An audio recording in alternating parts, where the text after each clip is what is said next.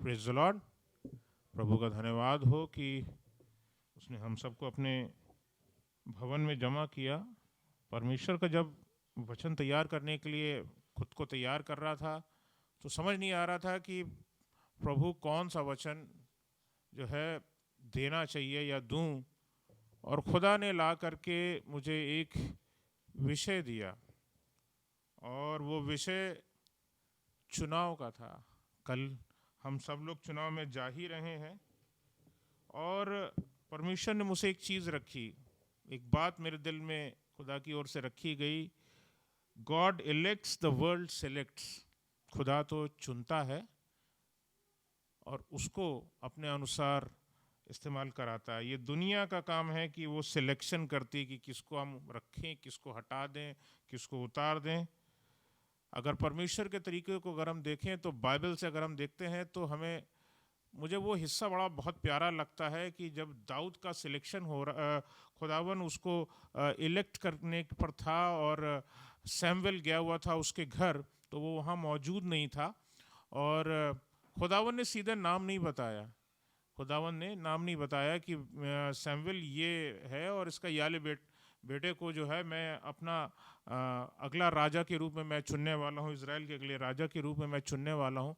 तो परमेश्वर ने नाम नहीं बताया और वो एक एक के सामने खड़ा होता गया। वो सारे उसके जितने बेटे थे ईशे के, वो सब आकर के खड़े होते गए और सब एक से बढ़कर एक अच्छे थे। कोई किसी चीज़ में अच्छा था, कोई किसी चीज़ में अच्छा था। एक एक करके चुनाव की जब बारी आई कि कौन खुदा का इलेक्ट है, एक खुदा का चुना हुआ है, तो वो सात सात भाई थे। सातों भाइयों में कोई नहीं मिला कि कोई रहो नहीं, ये नहीं, ये नहीं, not this one, not this one. खुदा इनकार करता गया। तो बाद में सैमुएल ने पूछा क्या कोई है और जो रह गया है? मैंने कहा एक लहुरा है जो रह गया है। तो खुदावन ने उसको चुना जो सबसे छोटा था, जिसको हम कई बार हम सोचते हैं कि ये हमारे लायक नहीं है, जिसको हम बहुत कम अहमियत देते हैं। खुदावन ने उसी को इस्तेमाल किया अपनी महिमा के लिए। वही आगे चल कर के इज़राइल का राजा बना और 32 साल, अगर मैं गलत नहीं हूँ तो वो शायद 32 साल उसने राज किया था, 32 ईयर्स। और उसने अपनी औलादों से बढ़ कर के जो है अपनी प्रजा को प्रेम करने वाला बना। आज जब हम इलेक्शन की जब हम बात देखते हैं, कल इलेक्शन होने वाला है और तो खुदावन की इसमें क्या मर्जी है। हम as a Christian, as a believer, हम हमारा रोल क्या है जो हम इसमें कर सकते हैं। एक बहुत जाने माने आपके मसीही खुदा के खादिम रहे जॉन वेस्ली, जिनको अगर आप जानते होंगे, और उनका अपना कहना था, act as if the whole election depended on your single vote. Act as if the whole election depended on your single vote. अपने कर्तव्यों को ऐसा निभाइए, ऐसा जो काम आपको करने को दिया गया है वो ऐसा करिए। मानिए आपके एक चुनाव के द्वारा से, आपके एक चीज़ से जो आप काम कर रहे हो उससे बदलाव हो सकता है। आपको वो काम करने की ज़रूरत है।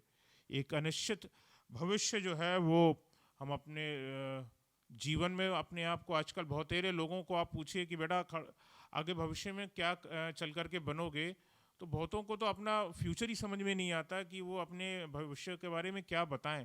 People and children are not actually secure for the future and this is very मतलब खुदा के पीछे चल रहे लोगों के लिए तो सब चीज़ भलाई लिखी है और रखी गई है, लेकिन बहुत सारे जो इस संसार के हैं उनको और कोई कुछ समझ में ही नहीं आता कि कहाँ जाएं। Many of them are just blank. उनको आंसर से अगर उनसे मैं अपने बहुत सारे स्टूडेंट से मैं सवाल पूछता हूँ तो वो ब्लैंक दिखाई देते हैं। ऐसा लगता है कि जैसे बस खाली माँ बाप ने भेज दिया मानो पढ़ने के लिए और उनको अपना भविष्य जो है वो अपने जीवन का उनको लगता अंधकारमय है, बिल्कुल ऐसा दिखाई देता है। और जीवन में कठिन निर्णय लेने की ज़रूरत होती है कि हम जीवन में कठिन निर्णय लें ताकि हमारे अपने जीवन की परिस्थितियाँ बदलें। जहाँ समाज अपने आज के समय में अपने आप को कटा हुआ महसूस करता है, बटा हुआ महसूस करता है, हमारी जिम्मेदारी जब हम इलेक्शन हम अगले दिन हम देखते हैं कि हमारा काम क्या है, हमारी जिम्मेदारी अपनी ओर से हम क्या, हमारी जिम्मेदारी है, हम उसमें क्या एक रोल प्ले कर सकते हैं कि हम समाज को हम एक बेहतर हम अपना भविष्य दे सकें, हम हमारा अपना भविष्य बेहतर हो और हम एक समाज को एक अच्छा भविष्य दे सके। मसीही समाज में हम सब जानते हैं कि हमारे मसीही समाज के अधिकतर लोग या तो वो एजुकेशन से जुड़े हुए पाए जाते हैं या तो मेडिकल लाइन से जुड़े हुए पाए जाते हैं, और इसके ज़रिए से इस देश का भविष्य जो अभी हम देखते आए हैं वो बेहतर ही रहा है, क्योंकि हमने जो जिन एजुकेशन इंस्टीट्यूशंस को इस्टेब्लिश किया उसमें जो पढ़ करके जो बच्चे बन गए वो बन गए, ढंग के बन गए। और ऐसा नहीं है कि हमारे मसीही बच्चे ही बने हों, गैर मसीही कौम के बच्चे भी बन गए और वो भी हमें याद करते हैं, वो भी अपने उन इंस्टीट्यूशंस को, उन मसीही हमारे उन क्रिश्चियन इंस्टीट्यूशंस को याद करते हैं कि हमने यहाँ से पढ़ाई करी थी, ये हमारा समय था। और इसी प्रकार से जो हमारे हॉस्पिटल्स हैं उसमें जो जिस प्रकार से सेवा की जाती है लोग उसको भी याद करते हैं। भैया कि वो साधारण वो सरकारी अस्पताल में जाने से बेहतर है भैया इस अस्पताल में देख लो, यहाँ बहुत अच्छी देख रेख की जाती है। तो इससे हमें पता चलता है कि जो हमें सिलेक्शन करना है, हमारा सिलेक्शन कितना इम्पोर्टेंट होना चाहिए। जो हम इस दुनिया में रह करके जो हमें सिलेक्शन करना है, खुदावन तो अपना इलेक्ट चुनता है दाऊद की तरह, वो जो चुन लेता है वो बहुत ही खूबसूरत, बहुत ही प्यारा होता है। लेकिन हमको ये काम दिया गया है भैया कि किसी को रखना है और किसी को हमें हटाना है, तो समाज में ताकि शांति बनी रहे, अच्छा होए कि हमारा सिलेक्शन भी उतना ही महत्वपूर्ण हो जाता है। और बहुत सारे लोग इस आम चुनाव में को अपनी एक आखिरी उम्मीद के तौर पर देखते हैं, समझ रहे हैं। जिस प्रकार से आजकल यूट्यूब पे यहाँ वहाँ जो हमें छोटे छोटे मीम्स और ये वो दिखाई देते हैं, वो ऐसा लगता है जैसे लोगों के अंदर एक आशा नहीं है। लोग ऐसा लग रहा है कि अब जैसे मानो वो ख़त्म हो गए, बिल्कुल उनके लिए कुछ रखा नहीं, उनके अपने बच्चों के लिए कुछ नहीं रखा, उनके अपने भविष्य ख़त्म होते जा रहे हैं। बहुत सारे जो भारतीय हैं पता चला है बीत गए तकरीबन 10 सालों में जो हैं वो लगभग अबाउट 80,000 से 1 लाख के बीच में अब वो विदेशों में जा करके अब रहने लगे हैं। So they have left India and they have started living somewhere else. So it means this कि कहीं ना कहीं हमारे steps जो थे वो गलत थे या लिए गए, तो हमें क्या हमें steps उठाने हैं या लेने हैं। मैं किसी ये नहीं बोल रहा हूँ कि आप इस पॉलिटिकल पार्टी को सपोर्ट कीजिए या इसको मत कीजिए या इसको वोट दीजिए, इस पॉलिटिकल पार्टी को वोट दीजिए या उसको नहीं दीजिए, या इस कैंडिडेट को वोट दीजिए या इस कैंडिडेट को वोट नहीं दीजिए। मैं ऐसा कुछ भी आपको नहीं बता रहा हूँ। बस मैं आपको खाली परमेश्वर के वचन से जो बाइबल हमें सिखाती है, मैं उस विषय जो है आपको ध्यान आकर्षित करना चाहता हूँ। हर व्यक्ति के अपने विचार होते हैं जब वो वोट देने जाता है। लोगों के जैसे आम तरीके होते हैं, लोगों के अपने लोकल मुद्दे होते हैं। कुछ लोग इकोनॉमिक्स के दम पर देते हैं कि भैया देश की अर्थव्यवस्था कैसी चल रही है। कोई पब्लिक सेफ्टी को, सुरक्षा का ध्यान रखता है, सोचता है कि भाई ये चोरी चकारी तो नहीं हो रही है या कहीं डाका वाका तो नहीं पड़ रहा, पब्लिक सेफ्टी सोचता है। कोई सोशल वेलफेयर के बारे में करके सोचता है, कोई स्वास्थ्य के बारे में सोचता है। अलग अलग लोगों के अपनी सोच और विचार हैं, और मुद्दे लोकल से ले करते हुए पूरे देश तक के हो सकते हैं। मैं आज आपका जो आज का जो वचन है वो परमेश्वर का जो वचन की ओर से जो खुदावन ने दिया, जो पवित्र आत्मा ने जो मुझे दिया, मैं उसको आपके सम्मुख रखना चाहता हूँ। उसका कहीं ना कहीं एक अंश जो है पादरी साहब ने अपने बीच में अपनी बातों में रख दिया था। Seek first the kingdom of God, पहले जो है परमेश्वर के राज्य की खोज में लगे रहो, और यही हमारे लिए ज़रूरी है। First to search the kingdom of God. हम दुनियावी चीज़ों में लगे रहते हैं। आपका राजा खुदा है। आपका राजा वो नहीं जो यहाँ की गद्दियों पर बैठा दिए जाते हैं, वो आपके राजा नहीं है जो 5 साल के लिए बैठा दिए गए और बाद में हटा दिए गए, या उनके हटने का समय आ गया तो उनको उतार दिया गया, भैया sorry not your time is over, you get down. हमारा राजा तो एक तख्त नशीन, एक ऐसा खुदा है जो अनादिकाल से अनंत काल तक सर्वदा उस स्थान पर सदा बना रहता है, और उसको उतारने वाला आज तक कोई बना नहीं, और उस खुदावन के जैसा कोई नहीं है। और वो खुदावन आपके साथ रहता है, आपके साथ चलता है। और इस दुनियावी तकलीफ़ों में जब हम अपने आप को देखते हैं, सोचते हैं, बहुत सारे लोग अपने आप को निराशा से भरा हुआ समझते हैं अपने आप को। द थिंग इज़ दिस कि Immanuel is with you. Immanuel आपके साथ में है, परमेश्वर आपके साथ में है। गॉड इज़ विथ अस, परमेश्वर हमारी ओर है। तो इस चीज़ पर हमेशा इस चीज़ को हमेशा ध्यान में रखें। As Christians we are first the citizens of the kingdom of God.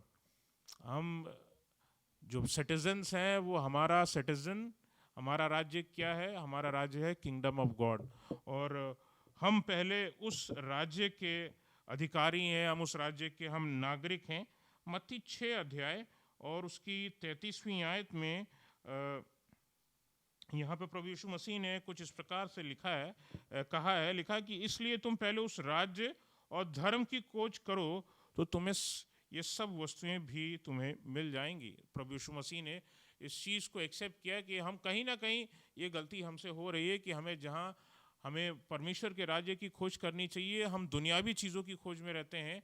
और यही क्योंकि हमने अपने आप को खुदा की ओर नहीं जोड़ा या हम अपने आप को खुदा की ओर नहीं किए, इसकी वजह से बहुतेरी वो चीज़ें जो समाज में गड़बड़ी पाई जाती है उसकी वजह से ही उत्पन्न हुई है। अगर हम पवित्र आत्मा से बातचीत करके चल रहे होते तो आज जो समाज में प्रॉब्लम्स इश्यूज स्थापित हैं वो वहाँ स्थापित नहीं होते, उनकी स्थिति अलग होती, क्योंकि हम प्रतिदिन उसी हिसाब से हम चल रहे होते और समाज भी उसी प्रकार से बेटर होता, कोई दिक्कत नहीं आती, कोई इशू नहीं आता। अपने जीवन के हर एक पहलू में परमेश्वर को प्रथम स्थान दें और उसके बाद फिर आपके जो भी बिलवेड पीपल हैं, फैमिली मेम्बर्स हैं, यार दोस्त हैं, रिलेटिव्स हैं, आप उनको स्थान दे सकते हैं। आपके जीवन के निर्णयों में पवित्र आत्मा की मोहर पाई जानी चाहिए कि जो आप अपने जीवन के कदम उठाते हैं जो सिर्फ इम्पॉर्टेंट नहीं, अपने जीवन के हर एक स्टेप्स में जो है ज़रूरी है कि हम उसको स्थान दें।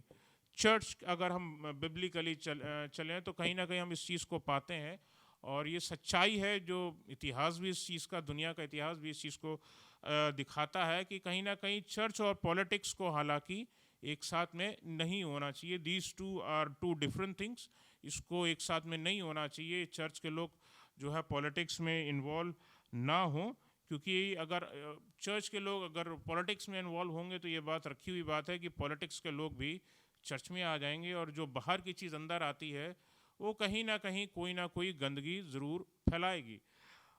परमेश्वर का जो राज्य जब वो इज़राइल को स्थापित करने पर था तो वो जो प्रॉमिस लैंड जिसके लिए कहा था परमेश्वर ने कि ये मैं तुम्हारे लोगों को दूंगा, ये मैं तुमको दूंगा, तो जब वो स्थान पर थे तो परमेश्वर की स्ट्रिक्ट उनकी ओर से एक आज्ञा थी कि इसमें कोई बाहर का आदमी ना बसने पाए, इसमें मेरे अपने चुने हुए लोग ही वहाँ पर रहें। तो क्योंकि वहाँ पर चुने हुए लोगों के अलावा भी बहुत सारे लोग समय समय पर आकर बसते चले गए और उसकी वजह से इज़राइल आज तक दुख भोग रहा है, क्योंकि उसने परमेश्वर की उस बात को नज़रअंदाज कर दिया जो उन्हीं के लिए रखी थी।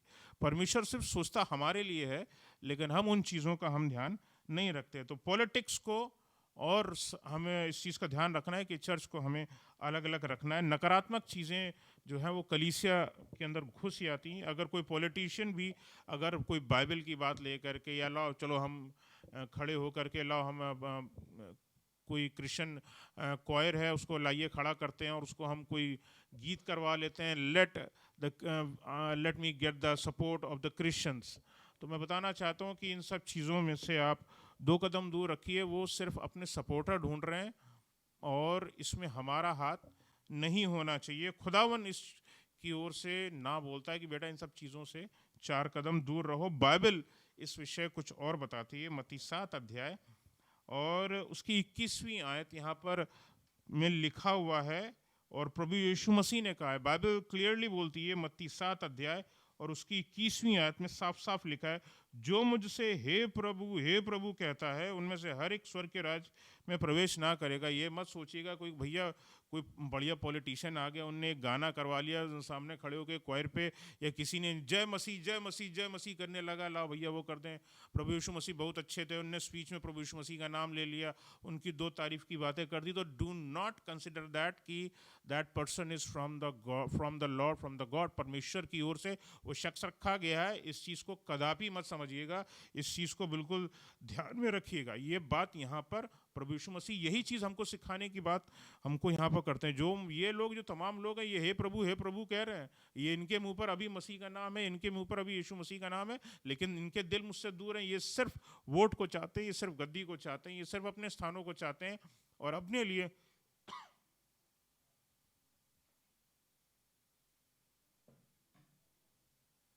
लिए उम्दा स्थानों को चाहते हैं, उम्दा चीज़ों को चाहते हैं। और जहाँ वो चीज़ पूरी हो गई, जहाँ उनकी मर्जी पूरी हो गई, उसके बाद फिर आप जानते हैं वो 5 साल कहाँ थे, अगली बार फिर चेहरा कब दिखाई देगा, फिर आपको फिर ढूंढना पड़ेगा वो चेहरा कहाँ गया। So Bible teaches us very clearly, Jesus has taught us very clearly.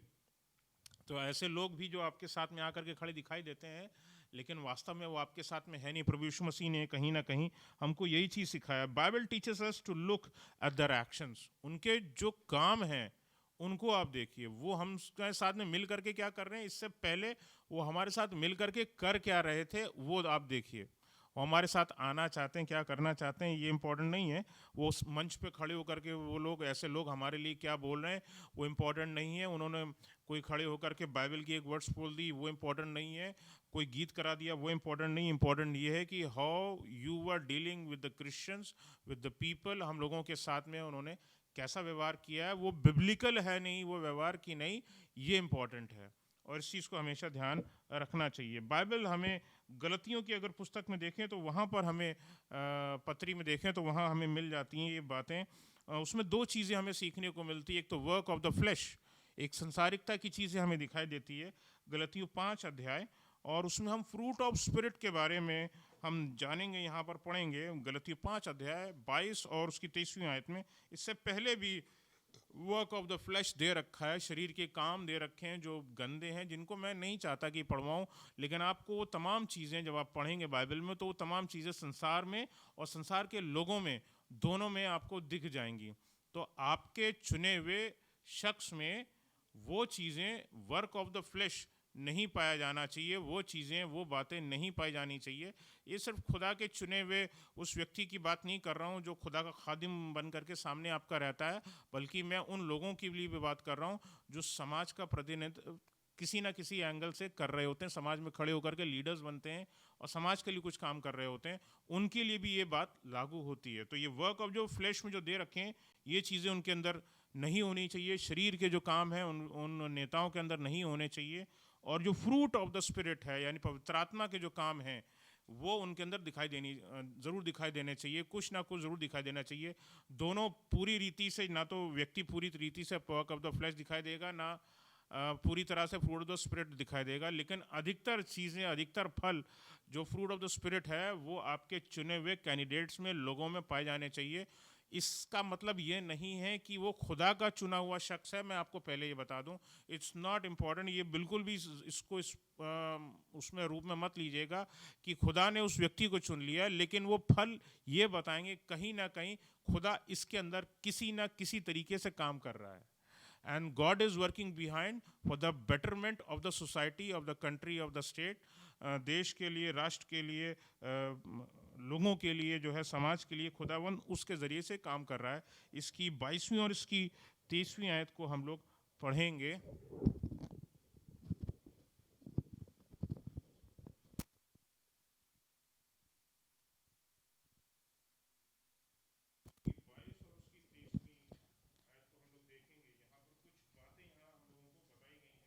पर आत्मा का फल प्रेम, आनंद, शांति, धीरज, कृपा, भलाई, विश्वास, नम्रता और संयम है।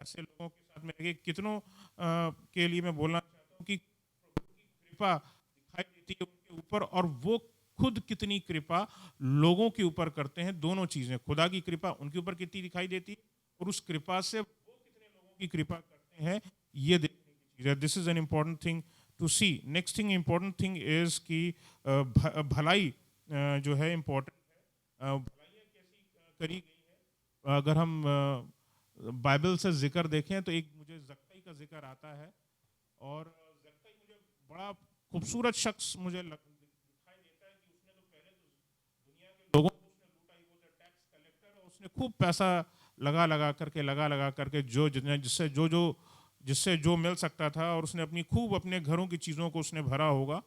लेकिन जब प्रभु उसके घर में आए तो उसने अपनी जीवन बदल दिया। उसने भलाई करी, उसने 4 गुना भलाई करी लोगों के लिए, जिससे लिया उसने उनका सब कुछ लौटा दिया। तो ऐसे कैंडिडेट को जिसने अपना खत्ते खोल दिए हों लोगों के लिए, ऐसे लोगों के ऊपर ध्यान दीजिएगा। जब आप अपने चुन रहे हों, अपने किसको हम वोट करें, तो इस चीज़ पर ध्यान रखिएगा कि लोगों के लिए खुद से उस व्यक्ति ने कितनी भलाइयाँ करी हों। विश्वास आप कितना कर सकते हैं उस व्यक्ति के ऊपर। जो अगला वचन है जो लिखा हुआ विश्वास, कितना विश्वास कर सकते हैं कि आपने उस व्यक्ति के ऊपर काम किया और विश्वास किया, और उसने उस विश्वास का विश्वासघात तो नहीं किया। क्योंकि लोग बहुत बोलते हैं भैया हमने ये फलाना फलाना वादा किया, पर बाद में बोला जाता है कि भैया ये तो जुमला था इनका, ये तो और इससे ज़्यादा और कुछ था नहीं।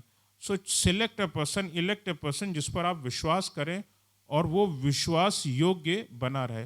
बाइबल तो हमें बताती है कि परमेश्वर विश्वास योग्य है और संसार में कोई ऐसा है नहीं जिस पर हम विश्वास कर सकें। लेकिन फिर भी ऐसा कोई कैंडिडेट जो आप बोल सकते हो कि हम भरोसा कर सकें कि हमने उसको चुना इस मकसद के साथ में और वो इस चीज़ को आगे पूरा करेगा, विश्वास जो है आपका बेकार ना जाएगा, इस चीज़ पर ध्यान रखिएगा। नम्रता उसके अंदर पाई जानी चाहिए, संयम पाया जाना चाहिए। ऐसे लोग हैं जो इस दुनिया में जो खुदा मतलब बोलना चाहिए कि लोगों के बीच में रह करके काम कर रहे हैं और बहुत संयम के साथ में काम कर रहे हैं। लोगों का मजाक उड़ाया जाता है। मैं किसी एक का, कोई एक आध दो का, मैं किसी का नाम नहीं ले रहा हूँ कि किसी पॉलिटिकल लीडर का नाम लूँ, लेकिन ऐसे बहुतेरे आपको मिल जाएंगे जिनका मजाक उड़ाया जाता है। लेकिन फिर भी बहुत धीरज के साथ में, बहुत संयम के साथ में, परमेश्वर के सम्मुख रहते हुए वो अपने जीवन काल को जी रहे हैं और अपने उस कर्तव्य को जो उनको करना है वो पूरा कर रहे हैं। So these are the fruits of spirit जो आपके उस चुने हुए कैंडिडेट के अंदर मैक्सिमम पाए जाने चाहिए।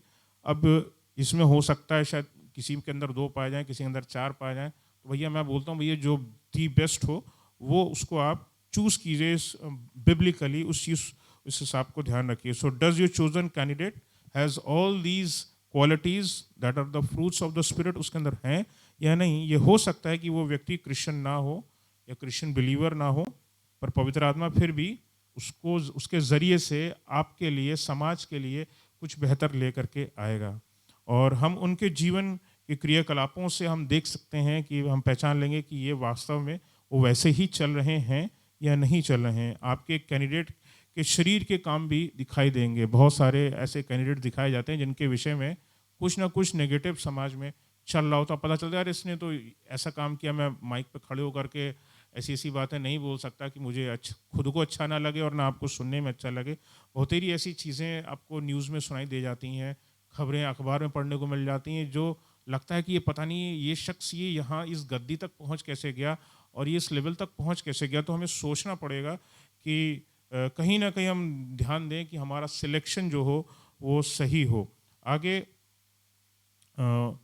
एक स्थान पर मैं चलूँगा और मैं चाहूँगा कि निकाल करके पढ़ लें हम लोग यिर्मयाह 8 अध्याय और उसकी 11वीं आयत। यहाँ पर कुछ एक बात बताई गई है, यिर्मयाह 8 अध्याय और उसकी 11वीं आयत। उन्होंने शांति है शांति ऐसा कहकर मेरी प्रजा के घाव को ऊपर ही ऊपर चंगा किया, परंतु शांति कुछ भी नहीं है। इस आयत में साफ दे रखा कि उन्होंने शांति है ऐसा कह करके मेरी प्रजा के घाव को ऊपर ही ऊपर चंगा किया। परमेश्वर साफ बता रहा है, ऐसे भतेरे लोग कैंडिडेट आपके इस इलेक्शन में खड़े हुए हैं जो बोलते हैं भैया बहुत अच्छा है, आप हमें सपोर्ट कीजिए, बहुत अच्छा है, हम आपके लिए ये करेंगे ये करेंगे ये करेंगे। ये ऊपरी का जो बटरिंग है, लेबलिंग है, खुदावन उसके विषय बता रहा है कि यहाँ पर उसमें परमेश्वर का वचन साफ बताता है, लिखा है शांति है ऐसा करके मेरी प्रजा के घाव को ऊपर से चंगा कर रहे हैं। यानी कि घाव अंदर से चंगा होना चाहिए, लेकिन वो चंगाई अंदर से नहीं है, वो बेहतरी अंदर से नहीं है। घाव जब तक अंदर से नहीं बेहतर होगा, ऊपर आप कितना कर लेंगे वो फिर से कभी ना कभी फिर उभर करके फिर से घाव ताज़ा हो जाएगा। तो कहीं ना कहीं हम ऐसे कैंडिडेट्स को ना चुने जो बार बार हम ही को घाव देते रहे। इस चीज़ का हमें ध्यान रखना है। परंतु शांति कुछ भी नहीं है, परमेश्वर ने साफ लिखा है। What we are choosing, the people we are choosing, हम ध्यान में रखें कि वो कहीं ना कहीं ऊपर आपको मक्खनबाजी ना कर रहे हैं और वास्तव में उनकी सच्चाई, उनके जीवन की सच्चाई कुछ और ना हो, इस चीज़ का ध्यान रखें। आपको न्यूट्रल नहीं रहना है, ठीक है ना। आप ये ना सोचें कि हम इस पार्टी की ओर नहीं, उस पार्टी की ओर नहीं, हम किसी को वोट नहीं देंगे। एक कोई ऑप्शन चला है वो नोटा का, कि हमें वोट ही नहीं देना है, तो ऐसा नोटा मत करिए। God is even not neutral, परमेश्वर भी जो है हमारा जो है वो न्यूट्रल नहीं रहता। We need to take and be on the side of the candidate we have chosen. हमें तो अपना एक चुना हुआ शख्स रखना होगा जो हम चुन सकें और हम उसकी ओर हों कि ये हमारी ओर है। God is on the side of the poor, Bible हमें ये साफ बताती है कि परमेश्वर जो है वो गरीबों की ओर है, दबाए हुए लोगों की ओर है, कुचले हुए लोगों की ओर है, और खुदावन उनकी ओर सदा रहता है। उसकी निगाह ऐसे कुचले हुए प्रताड़ित लोगों की ओर सदा उसकी आंखें जो हैं लगी रहती हैं। इसलिए कभी ये मत सोचिएगा कि हम तकलीफ़ में हैं। हमारी नज़र में वो बहुत सारे ऐसे परमेश्वर के खादिम जो दुख भोग रहे हैं, पादी साहब ने जिनके विषय में बातें करी, आपको पता है कि वो किन दुखों और क्लेशों से होकर के जा रहे हैं।